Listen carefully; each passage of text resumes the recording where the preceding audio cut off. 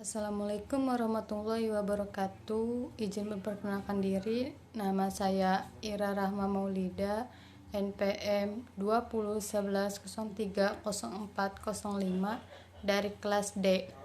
Saya akan menjelaskan tentang peradaban Islam pada masa Khilafah Rasyidah. Pembahasan A.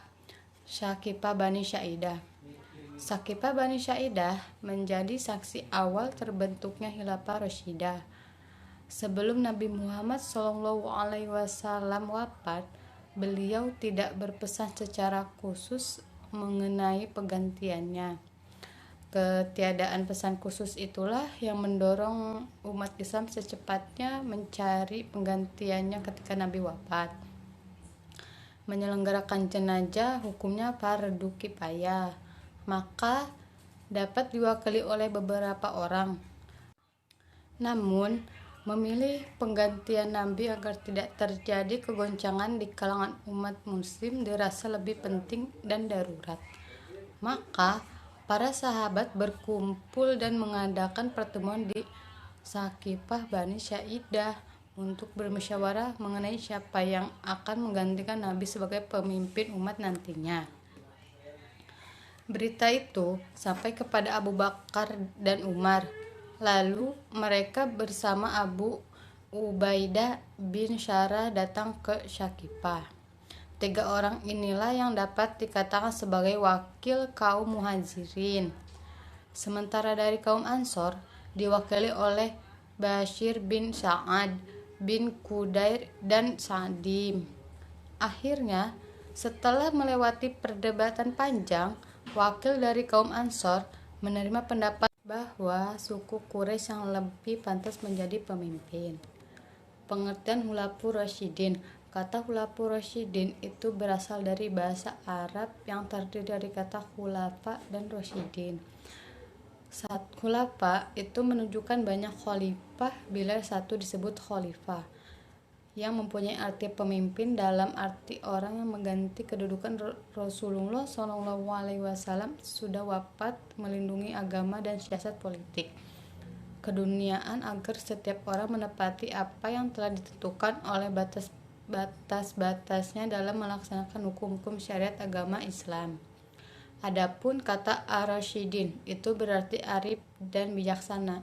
Jadi, Khulafaur Rasyidin mempunyai arti pemimpin yang bijaksana. Sesudah Nabi Muhammad wafat, para Khulafaur Rasyidin itu adalah pemimpin yang arif dan bijaksana. Sifat-sifat yang dimiliki Khulafaur Rasyidin sebagai berikut. 1. Arif dan bijaksana. 2. Berilmu yang luas dan mendalam. 3. Berani bertindak. 4. Berkemauan yang keras. 5. Berwibawa. 6. Belas kasihan dan kasih sayang. 7. Berilmu agama yang amat luas serta melaksanakan hukum-hukum Islam. Para sahabat yang disebut Khulafaur Rasyidin terdiri dari 4 orang. 1. Abu Bakar Asy-Siddiq. 2. Umar bin Khattab. 3. Utsman bin Affan. 4. Ali bin Abi Thalib. B. Sistem politik pemerintahan dan bentuk negara pada masa Khalifah Rasyidah. Khalifah pemerintahan yang timbul sesudah wafatnya Nabi Muhammad tidak mempunyai bentuk kerajaan, tetapi lebih dekat merupakan republik. Dalam arti kepala negara dipilih dan tidak mempunyai sifat turun-menurun. Karena dalam pemerintahan harus ada persetujuan dari masyarakat dan tidak bisa dipilih sendiri tanpa adanya musyawarah dari masyarakat. Ini menggambarkan ciri pemerintahan yang demokratis. C. Sistem pergantian kepala negara pada masa Khalifah Rasyidah. Sistem pergantian dan pengangkatan khalifah sebagai kepala negara merupakan pola pemerintahan Khulafaur Rasyidin yang paling penting. Keempat khalifah dipilih melalui cara yang hampir sama. Pola pemilihan tersebut dapat dikategorikan sebagai pemilihan langsung yang terdiri atas 2 tahap. Tahap pertama pemilihan figur khalifah, sedangkan tahap kedua pengukuhan keabsahan khalifah terpilih melalui bait janji kesetiaan. Dalam sistem pergantian kepala negara, perlu diketahui bahwa ada yang dinamakan al-hal wa al-qad. Mereka adalah orang-orang yang memiliki kualifikasi untuk bertindak atas nama orang muslim dalam memilih seorang khalifah. Dikenal sebagai al-hal wa al-qad, kadang-kadang disebut al-aqad wa al-hal.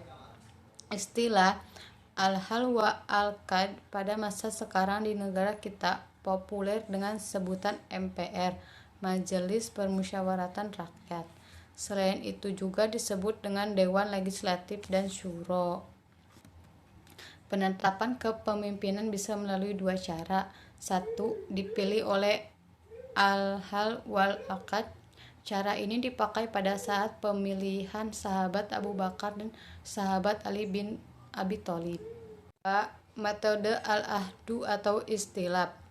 Dipilih atau ditunjuk langsung oleh pemimpin yang sebelumnya demisioner. Di masa Khalifah Abu Bakar, al-hal wa al-qad terdiri dari 1.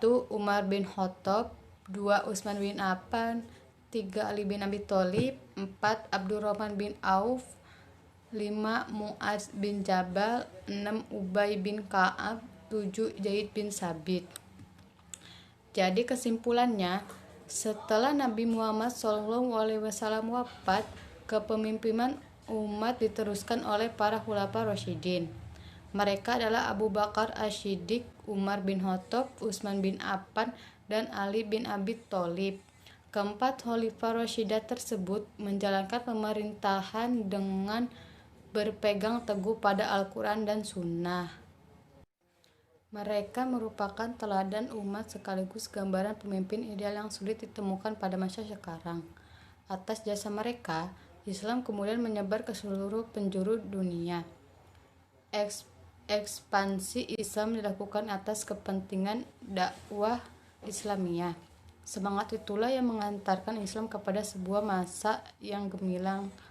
Khulafaur Rasyidin melalui kepemimpinannya telah meletakkan dasar-dasar hukum, ekonomi, politik, militer, dan administrasi menuju terciptanya sebuah pemerintahan Islam yang berdaulat dan peradaban yang tinggi. Sekian dan terima kasih. Waalaikumsalam warahmatullahi wabarakatuh.